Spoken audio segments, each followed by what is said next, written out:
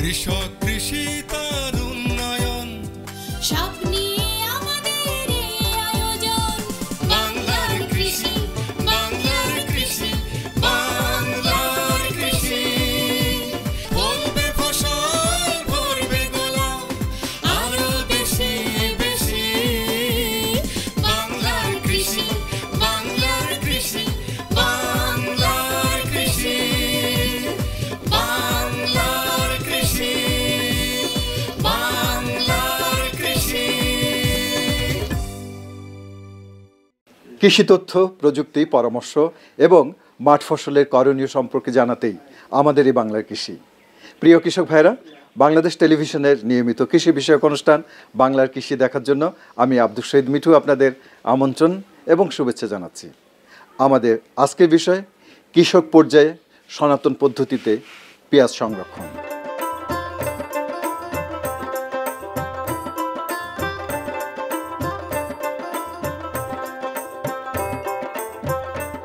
পেঁয়াজ একটি মশলা জাতীয় ফসল।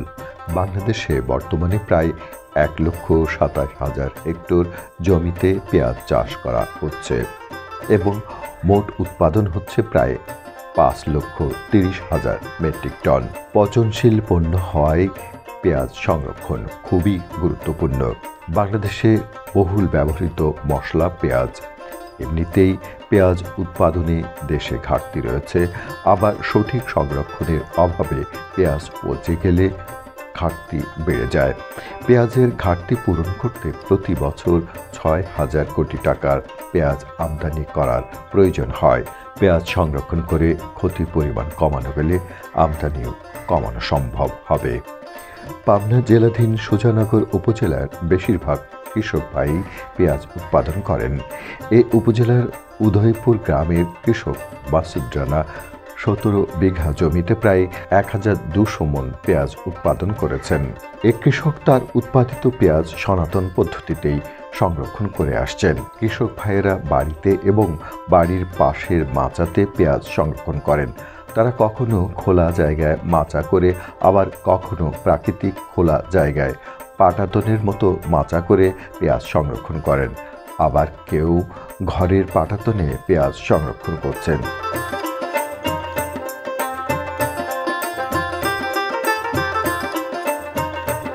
মনসুর ভাই, আমরা তো আপনার ঘরের পাটাতনের উপর বসে আছি এবং নিচে আমাদের পেঁয়াজ দেখতে পাচ্ছি। হ্যাঁ, তো এই ধরনের পেঁয়াজ আপনারা এইভাবে কত আগে থেকে সংরক্ষণ করেন?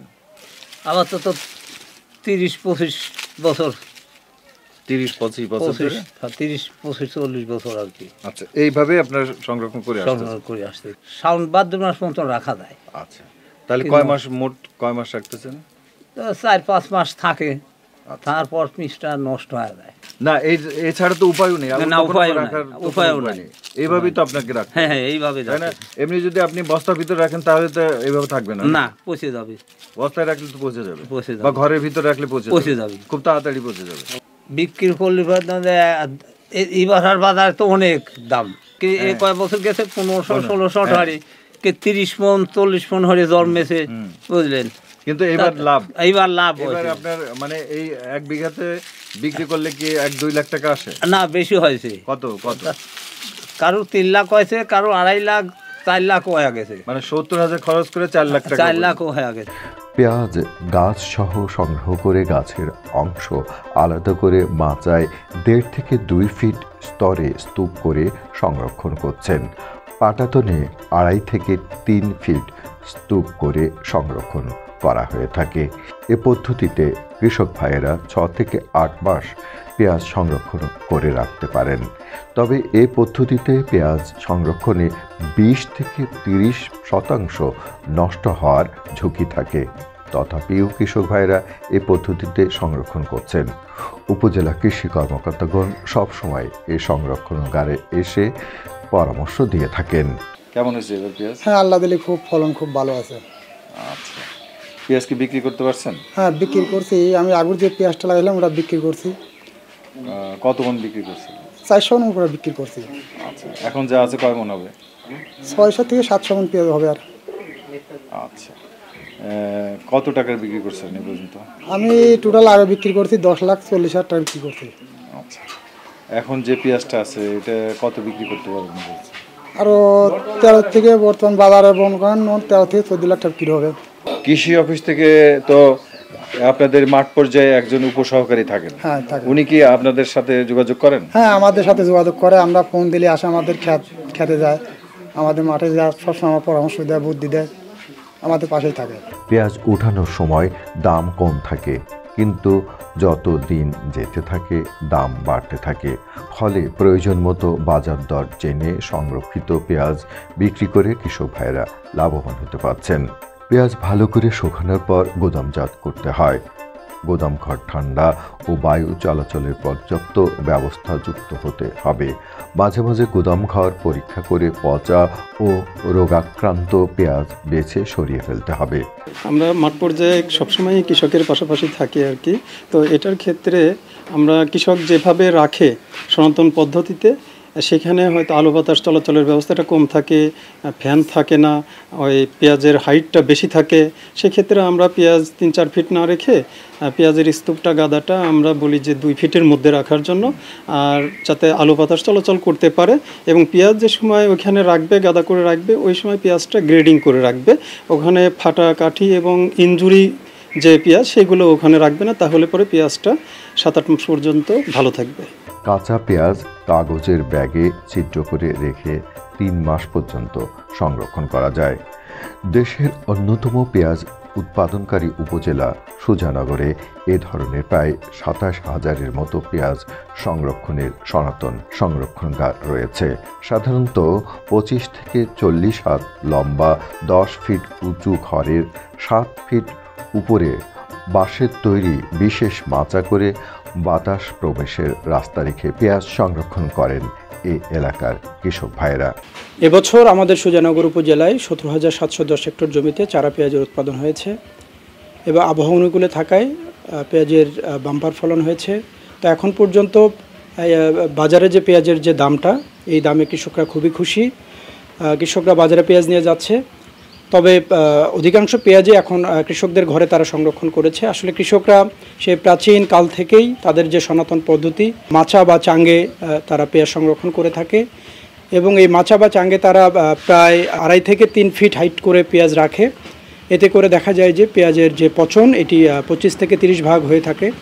তো আমরা কৃষকদেরকে কৃষি বিভাগের পক্ষ থেকে যে পরামর্শটি দিচ্ছি যে যদি এই লেয়ারটা অর্থাৎ 2.5 থেকে 3 ফিট যেটা, এটাকে যদি আমরা আরেকটু কমিয়ে 1.5 থেকে 2 ফিটের মধ্যে নিয়ে আসতে পারি, সেই ক্ষেত্রে পেঁয়াজের পচনটা অনেকটাই কমে যাবে। এই যে পেঁয়াজের যে তাদের সংরক্ষণের যে ব্যবস্থাপনাটা আছে, এখানে যদি তারা ফ্যানের ব্যবস্থা করে অন্তত দিনে তারা যদি 2 থেকে 3 ঘন্টা করে চালাতে পারে, সেই ক্ষেত্রে পেঁয়াজের পচন অনেকাংশে কমে আসবে। পেঁয়াজটা আমরা কম পচলো, সেই পেঁয়াজটি দিয়ে আমরা দেশের বিভিন্ন জেলায় আমরা ভোক্তাদের কাছে পৌঁছাতে পারবো। পাশাপাশি আমাদের যে পেঁয়াজ আমদানি করতে যে বৈদেশিক মুদ্রা ব্যয় হয়, সেই বৈদেশিক মুদ্রাটা আমরা অনেকাংশে কমাতে সক্ষম হব। পেঁয়াজ সংরক্ষণের জন্য ঠান্ডা ও শুষ্ক জায়গায় রাখতে হয়।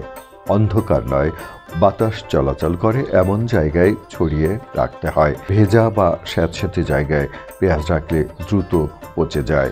ব্যবহারকারী পর্যায়েও পেঁয়াজ কিনে এনে প্লাস্টিকের ব্যাগে রাখা যাবে না। খবরের কাগজ বা পাটের বস্তায় রাখলে ভালো হয়। ঝুড়ি বা বাঁশের পাত্রেও সংরক্ষণ করা যায়। তো এবছর আমাদের এই জেলায় আমাদের 52,640 হেক্টর জমিতে আমাদের পেঁয়াজ আবাদ হয়েছে। আমাদের উৎপাদন লক্ষ্যমাত্রা ছিল 7,60,000 মেট্রিক টন।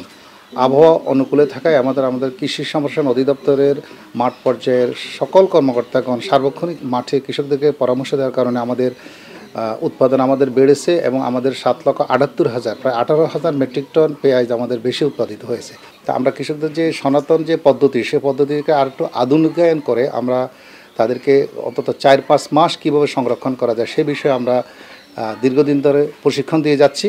তারই অংশ হিসেবে তারা আজকে দেখেন তারা ঘরের মেজ থেকে একটু উপরে যে মাচায় তারা পেঁয়াজ সংরক্ষণ করছেন এবং তারা এইখানে প্রায় 5 থেকে 6 মাস তারা পেঁয়াজ রাখতে পারবেন এবং তাদের প্রয়োজন মাফিক প্রতিদিন তারা প্রতি হাটে বাজার বুঝে তারা 10 মণ 5 মণ 20 মণ করে তারা বিক্রি করতে পারবেন। এইটা যদি তারা সারা বছরব্যাপী সংরক্ষণ করার মাধ্যমে বাজারে দিতে পারে তাহলে আমাদের যে আমদানি নির্ভরতা কমে যাবে এবং বাজার মূল্য কিছুটা স্থিতিশীল থাকবে এবং কৃষক লাভবান হওয়ার কারণে তাদের এই উৎপাদনটাকে তারা অব্যাহত রাখবে। পেঁয়াজ বাংলাদেশের জন্য একটি গুরুত্বপূর্ণ মশলা। পেঁয়াজের উৎপাদন এলাকা কম আছে, তদুপরি উৎপাদিত পেঁয়াজ সঠিকভাবে সংরক্ষণ করতে না পারলে এবং নষ্ট হয়ে গেলে তা হবে দেশের জন্য আরও ক্ষতিকর। এ বিষয়ে সবার সচেতন হওয়া আবশ্যক।